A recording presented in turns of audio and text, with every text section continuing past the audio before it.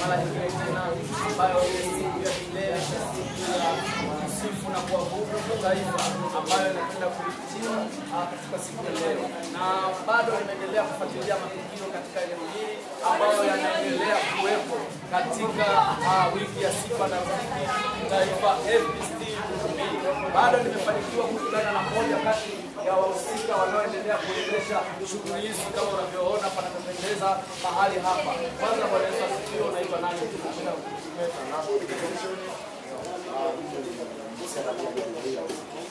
Na nimeona harakati zinaendelea na hii imeanza tangu jana. Wiki nzima pia nilikuwa nikiwatembelea mahali hapa nikiona taratibu tofauti zinaendelea, maandalizi tofauti yanaendelea. Mimi tutarajie katika kilele cha siku ya kusifu na kuabudu kitaifa FPCT Amani Center. Kwanza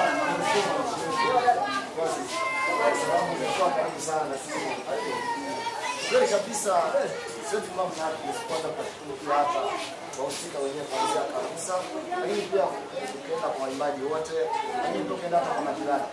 Kuna mitindo mkubwa sana wa mkutano huu. Na jana tumeona mambo mengi sana ambao watu wamekuja wamejaza lakini ndio hao wamejaza eneo la mkutano. Tunaona mambo mengi sana yakiendelea, watu wamefunguliwa, injili imepigwa, watu wamefurahi kama unavyoona.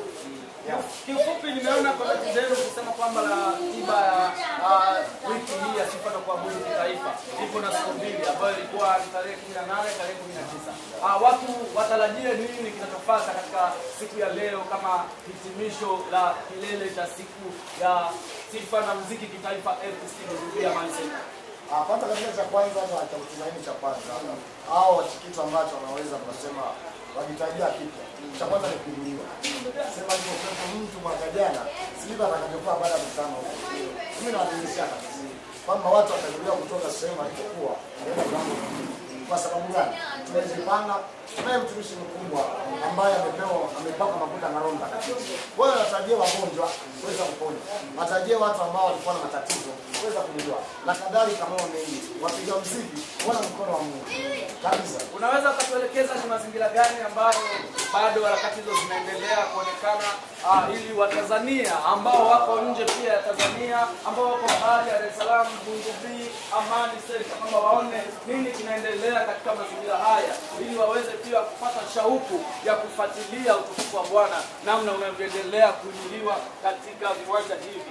Unaweza kutuonyesha kwamba ni namna gani maandalizi yanaendelea? Kama unavyoona kwanza, kabla yote hata kabla ya mazingira, unaweza kuona hata watu toka hapo ndio kwenye rekodi.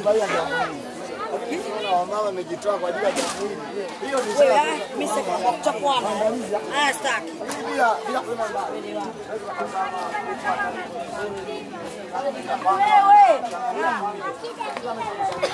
Tunajipanga vizuri sana. Kama watu hao hata nyumbani hawajaenda. Yaani hawa watu wengine tangia jana. Kuna watu ambao wamekuja jana asubuhi. Jana asubuhi waendelea na maombi usiku na wamekesha hapo na wamemkia hapa kwa ajili ya jambo la Bwana. Kwa hiyo jambo hili sio la kawaida. Sio la kawaida kabisa. Bwana mpenzi mtazamaji, mimi sijapenda kuwa mchoyo, nataka nikuonyeshe namna ambavyo vijana wa mahali hapa wameendelea kuandaa mazingira kwa ajili ya utukufu wa Bwana. Mambo yanapendeza. Naona hata siku ya jana tarehe 18 umejaribu kuona baadhi ya klipu ambazo zimeruka hewani katika simu yako ya mkononi ambazo zilikuwa zinaendelea kuonyesha utukufu wa Bwana. Bado tunaendelea kuangalia nini kinaendelea kwa sababu tunaona vitu bado vinaendelea kuchukua hapa, tunaona jukwaa linaendelea, mitambo kama hivyo inaendelea. Bado unahitaji kujua kwamba ni nini kinaendelea katika mazingira haya, ndio kama unavyoona. Maeneo ndio kama hayo, ndio maeneo ndio kama hayo. Unasubiriwa wewe tu unayetazama video hii, unasubiriwa wewe tu uje uone ni namna gani mambo yanaendelea hapa. Na kama unavyoona bado ataendelea kutuelekeza kwamba hapa tumekaaje, hapa panaitwaje na mtu aliyoko mbali anaweza kafikaje katika viwanja hivi.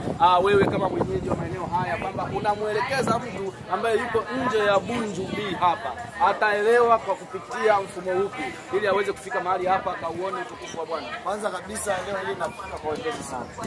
Eneo hili kama natoka labda eneo la mjini kutoka Kariakoo au kutoka Tegeta au kutoka sehemu yote ambayo ni mjini, unapanda magari ambayo ni Bunju ambao anaenda Bagamoyo, sio kituo cha Bunju pale pale kuelekea Panga na Mapande.